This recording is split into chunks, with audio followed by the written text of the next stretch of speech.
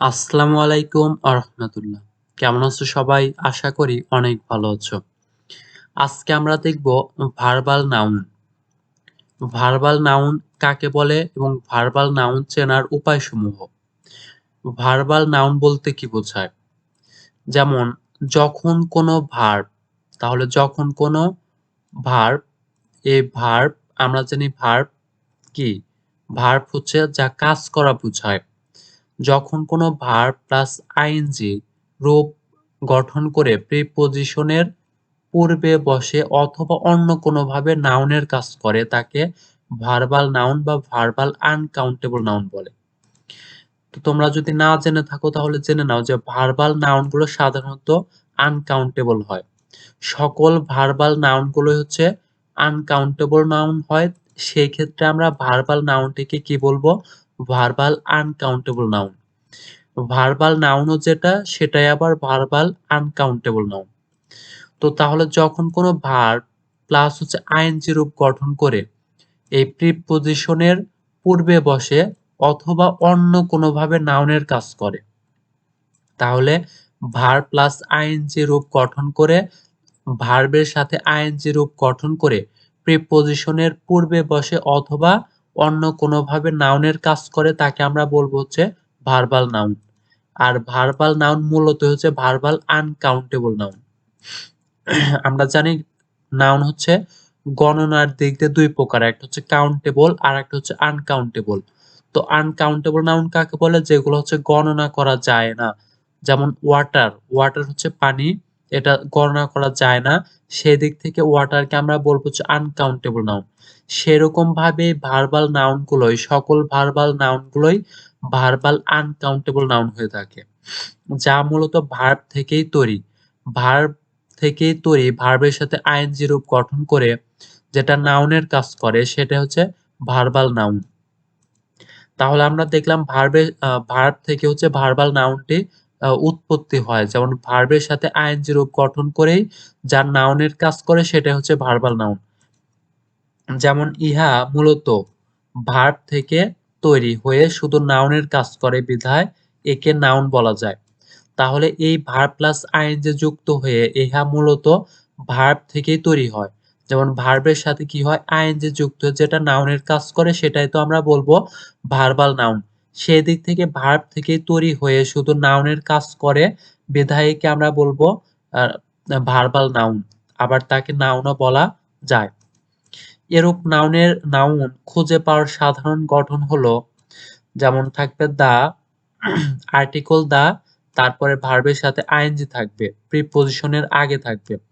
তাহলে আমরা আর্টিকেল এবং এই প্রিপোজিশনের মাঝে, আর্টিকেল হচ্ছে দা আর প্রিপোজিশন, প্রিপোজিশন কোনগুলা? In, at, down, over, at, in, এগুলো হচ্ছে প্রিপোজিশন। তাহলে আর্টিকেল হচ্ছে দা এবং প্রিপোজিশনের মাঝে যদি ভার্বের সাথে আইএনজি যুক্ত কোনো ওয়ার্ড থাকে তাকে আমরা বলবো হচ্ছে ভার্বাল নাউন। তাহলে এটা ভালোভাবে বুঝে নাও যে আর্টিকেল প্লাস প্রিপোজিশনের মাঝে, আর্টিকেল প্লাস প্রিপোজিশনের মাঝে যে ওয়ার্ডটি থাকবে তাকে আমরা বলবো হচ্ছে ভার্বাল নাউন। আর্টিকেল এবং প্রিপোজিশনের মাঝে যে ওয়ার্ডটি থাকবে তাকে আমরা কি বলবো? Verbal noun. তাহলে যেমন নিচে আরেকটা গঠন হচ্ছে ভার্বের সাথে আইএনজি অথবা প্রিপোজিশনের আগে বসে। একটা হচ্ছে আর্টিকেল প্লাস ভার্বের সাথে আইএনজি প্লাস প্রিপোজিশন, আর একটা হচ্ছে তাহলে একটা হচ্ছে আর্টিকেল প্লাস হচ্ছে প্রিপোজিশনের মাঝে থাকবে যেটা ভার্বের সাথে আইএনজি, সেটাকে আমরা বলবো ভার্বাল নাউন।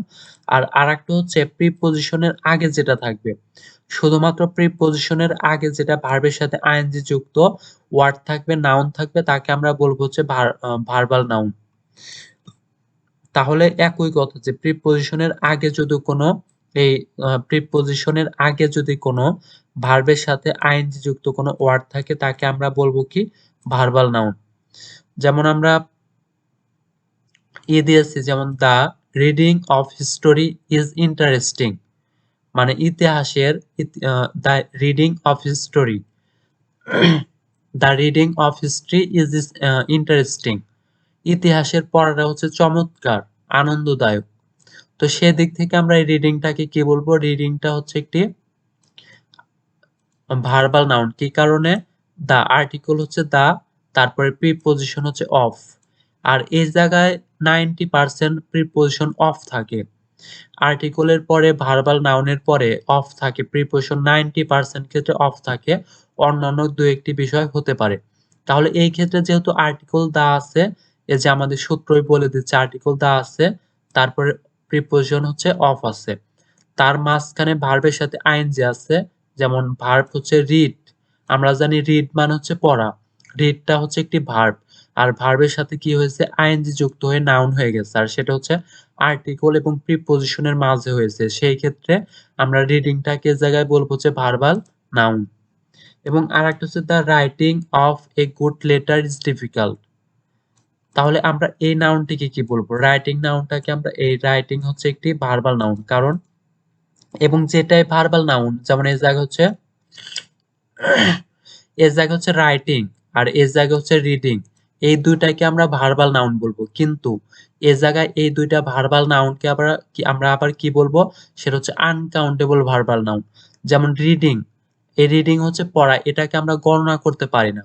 সেদিক থেকে যেটা হচ্ছে ভার্বের সাথে আইএনজি যুক্ত হয়ে নাউন গঠিত হবে, অথবা নাউনের কাজ করে, তাকে আমরা বলবো হচ্ছে ভার্বাল নাউন অথবা ভার্বাল আনকাউন্টেবল নাউন।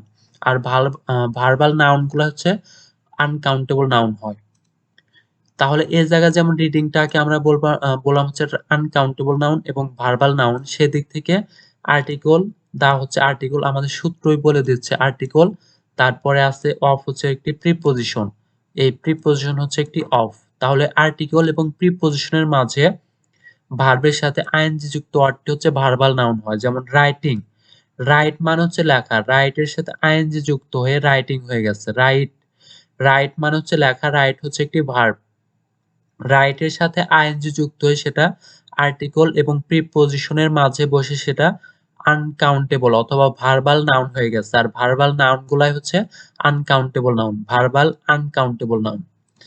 তাহলে আমরা দেখলাম আর্টিকেল এবং প্রিপোজিশনের মাঝে যদি ভার্বের সাথে আইএনজি যুক্ত কোনো ওয়ার্ড থাকে, তাকে আমরা বলবো হচ্ছে ভার্বাল নাউন অথবা ভার্বাল আনকাউন্টেবল নাউন। তো সেদিক থেকে যেমন আমরা দুইটা প্রশ্ন নিয়েছি, সেটা হচ্ছে নাম্বার 1 এমসিকিউ আমরা সলভ করব, যেমন দ্য রিডিং। এইগুলা কোশ্চেন সাধারণত অনেক বড় বড় এক্সাম পরীক্ষায় এসে থাকে, যেমন জব পরীক্ষায় এসে থাকে, তারপরে অ্যাডমিশন পরীক্ষায় এসে থাকে। তাহলে আমরা এটা সলভ করব, যেমন the reading of history is interesting. এই উপরে উদাহরণটা আমরা দিয়েছি। যেমন আমরা এই রিডিংটাকে কি নাউন বলতে পারি? আমরা জেনে গিয়েছি রিডিং হচ্ছে আর্টিকেল এবং প্রিপোজিশনের মাঝে বসেছে এবং ভার্ব থেকে উৎপত্তি। রিড হচ্ছে পড়া, এই ভার্বের সাথে আইএনজি যুক্ত হয়ে সেটা আর্টিকেল এবং প্রিপোজিশনের মাঝে বসেছে, তাকে আমরা বলবো হচ্ছে ভার্বাল নাউন। সেই দিক থেকে অ্যান্সার হবে এ নাম্বার, ভার্বাল নাউন। এবং number 2 I like travelling to visit different place of the world. এই জায়গায় বলছে here the verbal noun is, মানে এই জায়গায় ভার্বাল নাউনটি কোনটি? আমাদের এই জায়গা থেকে ভার্বাল নাউনটি খুঁজে বের করতে হবে। আর এই জায়গায় কি ভার্বাল নাউন ট্রাভেলিং হবে, না ভিজিট হবে, না ওয়ার্ল্ড হবে, না প্লেস হবে? তো আমরা জানি ভার্বাল নাউনকে ভার্বের সাথে উৎপত্তি হবে, ভার্ব প্লাস আইএনজি যুক্ত নাউনকে আমরা বলবো হচ্ছে ভার্বাল নাউন, যেটা নাউনের কাজ করে। এ জায়গায় যেহেতু আই লাইক ট্রাভেলিং, আমি ট্রাভেলিং পছন্দ করি, এ জায়গায় লাইকটা হচ্ছে অবজেক্ট, লাইকটা হচ্ছে ভার্ব। আমরা জানি সাবজেক্টের পরে হচ্ছে ভার্ব বসে, সাবজেক্ট হচ্ছে আই, আয়ের পরেই কি লাইকটা হচ্ছে ভার্ব মানে পছন্দ করা, আর ভার্বের পরে যার অবস্থান সেটা হচ্ছে প্রোনাউন, নাউনের অবস্থান সেটা হচ্ছে অবজেক্টের অবস্থান। ভার্বের পরে যার অবস্থান সেটা হচ্ছে অবজেক্ট, আর অবজেক্ট হতে পারে শুধুমাত্র নাউন অথবা প্রোনাউন। আর ট্রাভেলিংটা তো অবশ্যই প্রোনাউন নয়। ট্রাভেলিং, ট্রাভেল হচ্ছে ভ্রমণ করা, ট্রাভেল হচ্ছে ভ্রমণ করা, ট্রাভেল হচ্ছে ভ্রমণ করা, ট্রাভেলিং মানে হচ্ছে ভ্রমণ। তাহলে ট্রাভেল হচ্ছে ভ্রমণ করা, ট্রাভেলের সাথে ভার্বের সাথে আইএনজি যুক্ত হয়ে সেটা নাউন হয়ে গিয়েছে, যেটা নাউনের কাজ করছে। এই বাক্যে ট্রাভেলিং ওয়ার্ডটা অবজেক্টের কাজ করছে, অথবা অবজেক্টের পজিশনে কে বসতে পারে? নাউন অথবা প্রোনাউন। এই জায়গায় নাউনের কাজ করছে হচ্ছে ট্রাভেলিং। তাহলে এই ভার্ব ট্রাভেল হচ্ছে ভার্ব, ভার্বের সাথে আইএনজি যুক্ত হয়ে এটা হচ্ছে ভার্বাল নাউন হয়ে গেছে। আর ভার্বাল নাউনকে আমরা কি বলতে পারি? Verbal uncountable noun. সেদিক থেকে এই জায়গায় ভার্বাল নাউনটা হচ্ছে ট্রাভেলিং। কিন্তু এই জায়গায় দেখো আর কোনটা হচ্ছে ভার্বের সাথে আইএনজি নেই। সেদিক থেকে আমাদের উত্তরটা হবে নাম্বার এ, ট্রাভেলিং। তো আজকের আলোচনাটি এই পর্যন্তই। আজকে হচ্ছে আমরা দেখলাম ভার্বাল নাউন। হয়তোবা তোমাদের আর ভার্বাল নাউন নিয়ে কোনো সমস্যা নেই। আমরা দেখলাম ভার্বাল নাউন কি? ভার্ব থেকে যে নাউনটা উৎপত্তি হবে তাকে আমরা বলবো হচ্ছে ভার্বাল নাউন। তো পরবর্তী ক্লাসটি পেতে অবশ্যই চ্যানেলটি সাবস্ক্রাইব করে রাখো। আর তোমার বন্ধুদের মাঝে একটু ভিডিওটি শেয়ার করে দাও। লাইক বাটনে একটি হিট করে দাও। আর তোমরা সবাই ভালো থাকবে। আর পরবর্তী ক্লাসগুলো অবশ্যই পেতে সাবস্ক্রাইব বাটনে একটি হিট করে দাও। আর বেল আইকনটি একটু প্রেস করে দাও। তোমরা সবাই ভালো থাকবে। আসসালামু আলাইকুম ওয়া রাহমাতুল্লাহ।